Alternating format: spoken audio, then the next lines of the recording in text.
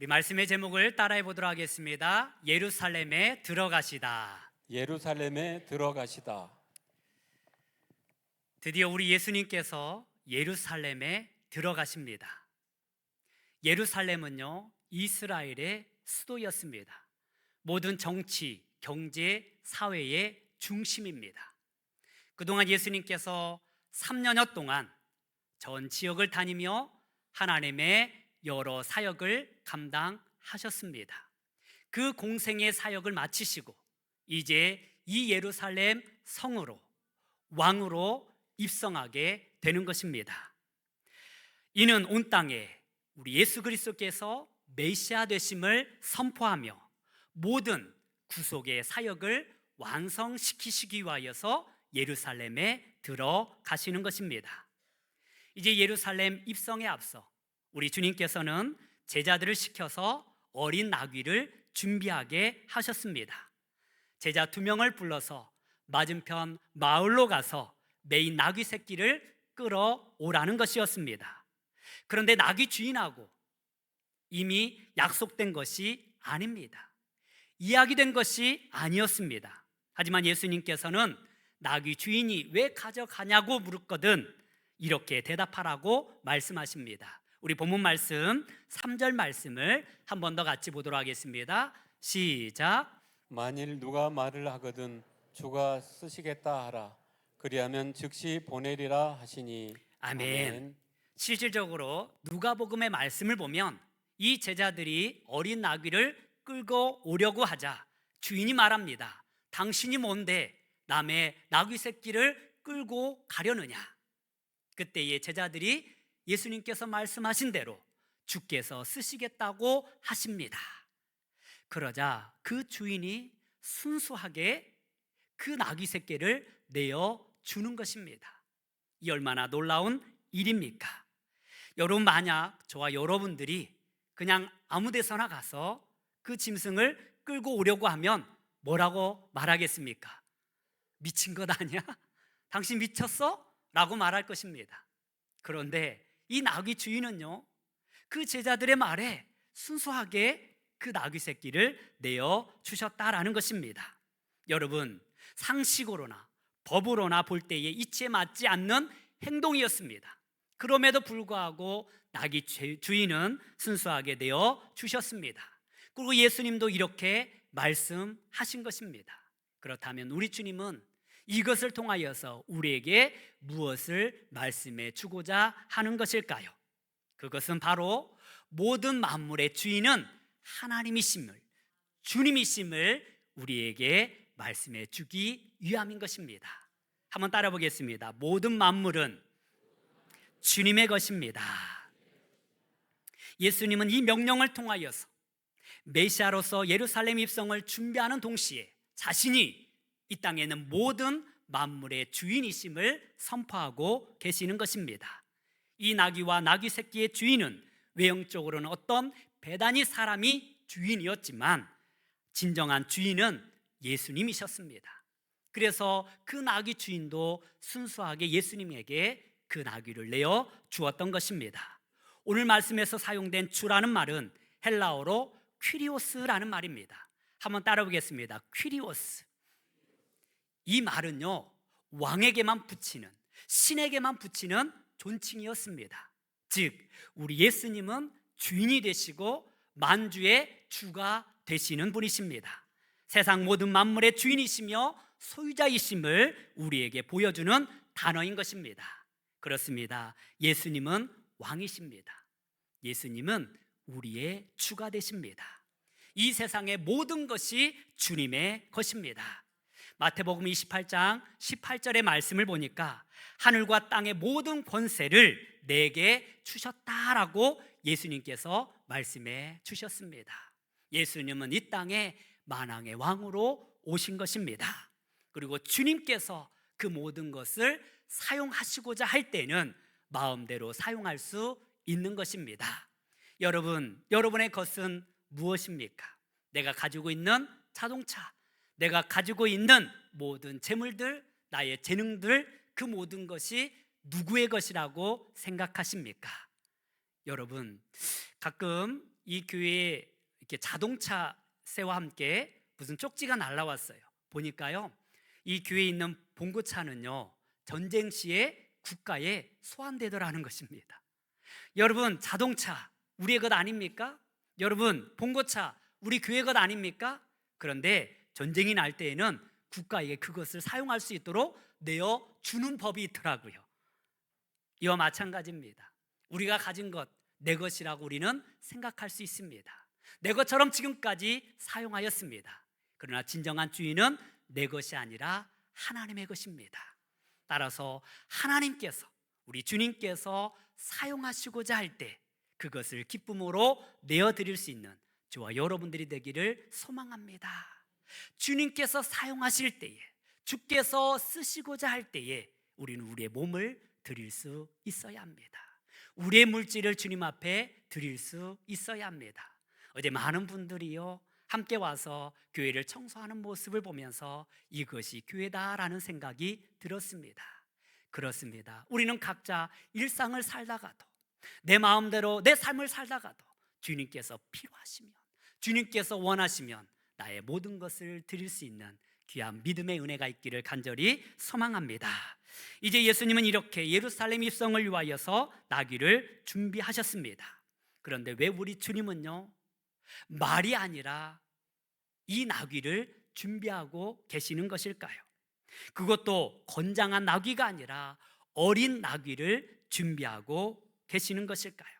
우리 4절에서 5절 말씀을 같이 한번 보도록 하겠습니다. 시작. 이는 선지자를 통하여 하신 말씀을 이루려 하심이라 일렀으되 시온 딸에게 이르기를 내 왕이 내게 임하나니 그는 겸손하여 나귀 곧 멍에 매는 짐승의 새끼를 탓도다 하라 하였느니라. 아멘. 여러분, 예수님 당시에 왕이 수도에 들어가거나 그 예루살렘 성전에 들어갈 때는 군말을 타고 들어갔습니다. 훌륭한 말을 타고 들어갔습니다. 이 말은요, 전쟁과 정복의 상징이었습니다. 모든 것을 승리로 이끌고 개선 장군처럼 들어가는 것이 관례였습니다. 어떤 임금은요, 금수레를 타고 들어갔습니다. 그것은 곧 자신의 권위와 위엄을 백성들 앞에 드러내는 것이었습니다. 그런데 만왕의 왕이시고 이스라엘의 참된 왕이신 예수님께서는 군말을 타고 들어가는 것이 아니라 지금 무엇을 타고 들어가시려고 하십니까? 어린 나귀를 타고 들어가시려고 하는 것입니다. 왜 그랬을까요?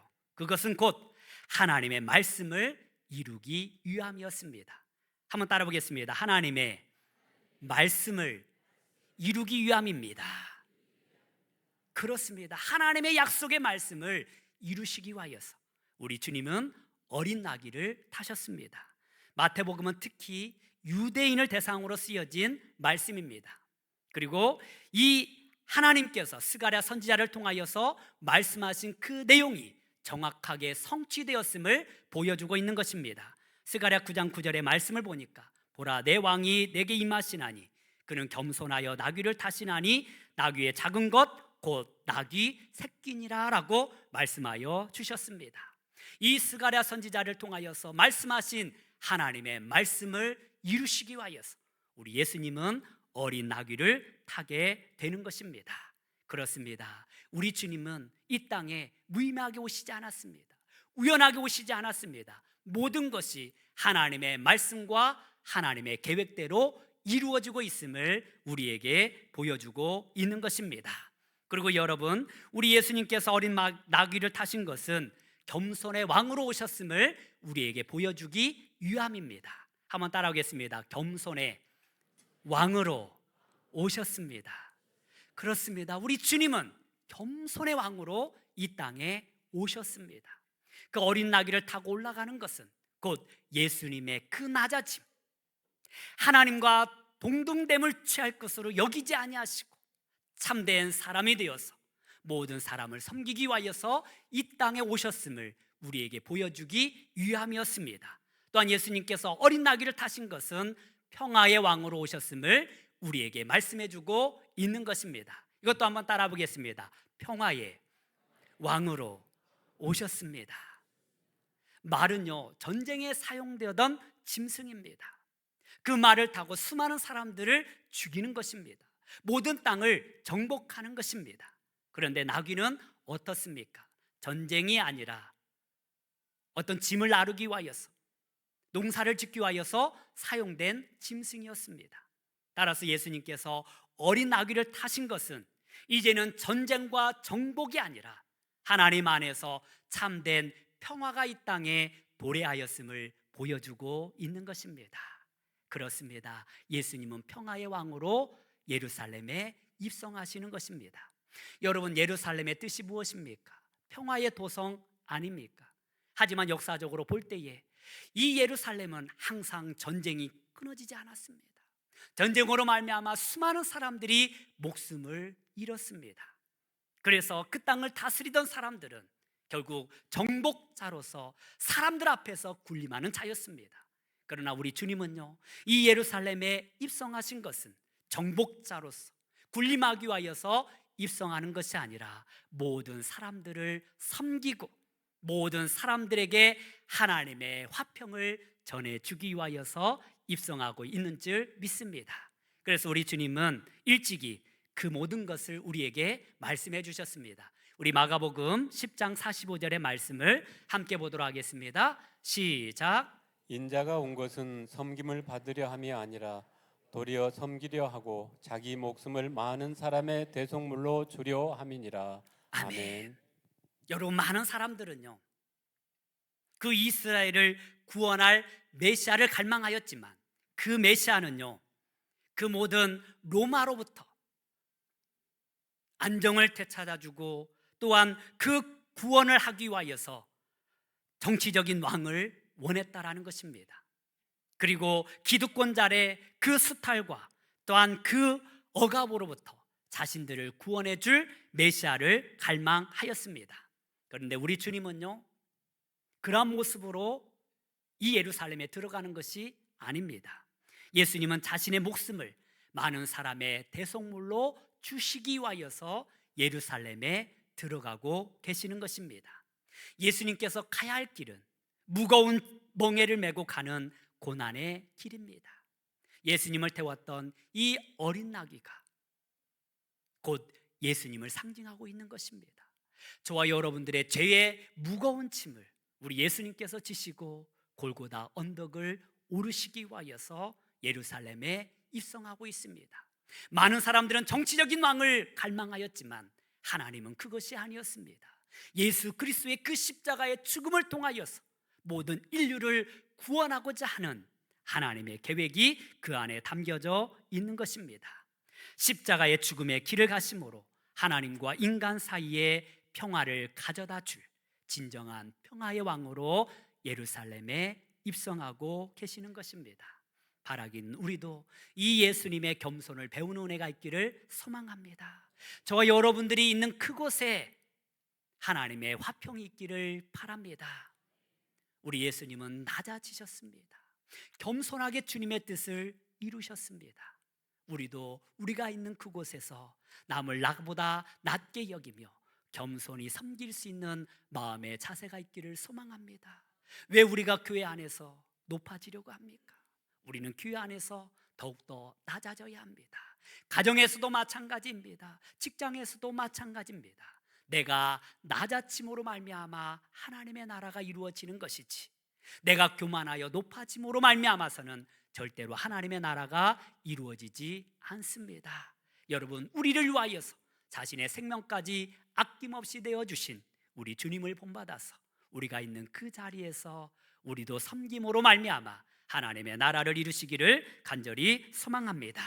이제 마침내 제자들이 가서 예수님이 명하신 대로 어린 나귀를 준비하였습니다. 그리고 제자들은요, 자기 겉옷을 그 위에 얹으시고 예수님을 태웠습니다. 그리고 몇몇 제자들은 자신의 겉옷을 그 나귀 앞에 펼쳐 놓았습니다. 또한 수많은 사람들은 나뭇가지를 펴서 예수님 발 앞에 내어 놓았습니다. 우리 8절에서 9절 말씀을 같이 한번 보도록 하겠습니다. 시작. 무리의 대다수는 그들의 겉옷을 길에 펴고 다른 이들은 나뭇가지를 베어 길에 펴고 앞에서 가고 뒤에서 따르는 무리가 소리 높여 이르되 호산나 다윗의 자손이여 찬송하리로다. 주의 이름으로 오시는 이여 가장 높은 곳에서 호산나 하더라. 아멘. 겉옷을 펴서 나귀 새끼에 얹거나 땅에 펴는 행위는요, 왕에게 드리는 최고 존경의 표현이었습니다. 구약에서 예후가 왕이 될 때에 이러한 일이 있었습니다. 그리고 제자들은 왕으로서 예루살렘에 입성하시는 그 예수님께 최고 존경의 표시로 이러한 일을 하였던 것입니다. 그리고 요한복음의 말씀에 보면 그들에게 외치며 흔들었던 것은 그 나뭇가지는 종려나무 가지였음을 우리에게 말씀해 주고 있습니다. 종려나무는요, 승리와 기쁨을 상징하는 나무였습니다. 그렇습니다. 우리 예수님은 이제 모든 것을 이기고 죽음의 권세를 이기시고 죄의 권세를 이기시고 입성하시는 만왕의 왕이십니다. 그리고 수많은 이들이 외치며 이렇게 하였습니다. 호산나 다윗의 자손이여 찬송하리로다. 주의 이름으로 오시는 이여 가장 높은 곳에서 호산나 하더라. 군중들이 우리 주님을 향하여서 호산나를 외쳤습니다. 여러분, 이 호산나라는 말의 히브리의 뜻은요, 우리를 구원하소서라는 뜻을 가지고 있습니다. 그런데 원뜻을 보면요, 이렇습니다. 지금 구원하소서라는 뜻을 가지고 있습니다. 한번 따라 보겠습니다. 지금 구원하소서. 그렇습니다. 우리에게 필요한 것은 은과 금이 아닙니다. 오직 우리에게 필요한 것은 구원인 줄 믿습니다. 하나님, 지금 우리를 구원하소서, 호산나라고 외쳤던 것입니다. 이 외침은 저와 여러분들의 외침이 되기를 소망합니다. 우리의 삶의 모든 근심들, 우리의 삶의 모든 걱정들, 그 앞에서 선포될 말씀은 호산나인 것입니다. 여러분, 우리의 모든 괴로움을 우리 주님 앞에 내려놓고 나를 구원하소서, 우리를 구원하소서라는 호산나의 외침이 저와 여러분들의 외침이 되기를 소망합니다. 그리고 이 호산나라는 뜻의 또 다른 특징은요, 도움과 구원을 요청하는 외침인 동시에 하나님께서 반드시 응답하신다라는 신앙의 고백인 것입니다. 따라서 도와주세요라는 이 말과 함께 당신은 구원자 되십니다라는 현재의 고백이 담겨져 있는 것입니다. 이 고백 또한 한번 해보도록 하겠습니다. 당신은 구원자이십니다. 그렇습니다. 이 호산나는 단순한 찬양이 아니라 이제 하나님 앞에서 내가 다시 새로운 존재로 변화되었음을 시작하는 언어인 것입니다. 회복의 선언입니다. 백성들은 예수님을 통하여서 하나님의 나라가 왔다라고 믿었습니다. 지금 우리도 예수님을 통하여서 새로운 삶이 시작되어야 할 줄 믿습니다. 예수님이 오신 곳에는 치유의 역사가 일어납니다. 예수님이 함께 하시는 곳에는 모든 관계가 회복되어지고 미래의 소망이 생겨나는 것입니다.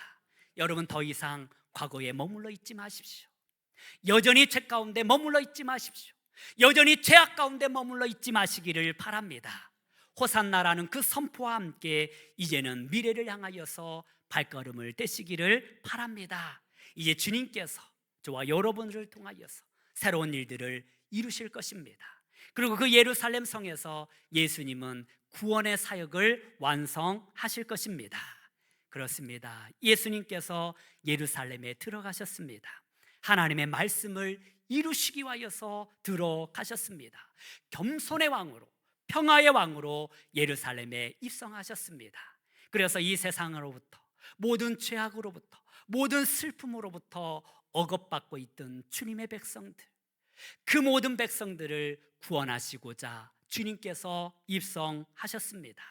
세상 사람들의 방식이 아니라 하나님의 방법대로 우리의 모든 죄를 위하여 십자가 위에서 죽으시고 구원을 이루셨습니다. 따라서 예수님은 진정한 나의 구원자가 되십니다. 예수님은 진정한 나의 생명이 되십니다. 이제 우리도 주 앞에서 구원받은 자로서 어린 나귀를 우리 주님을 위하여서 아낌없이 내어 주었던 그 나귀의 주인처럼 내가 가지고 있는 그 모든 것들이 만약 우리 주님께서 사용하시고자 한다면 아낌없이 내어드리는 우리 모두가 되기를 바랍니다.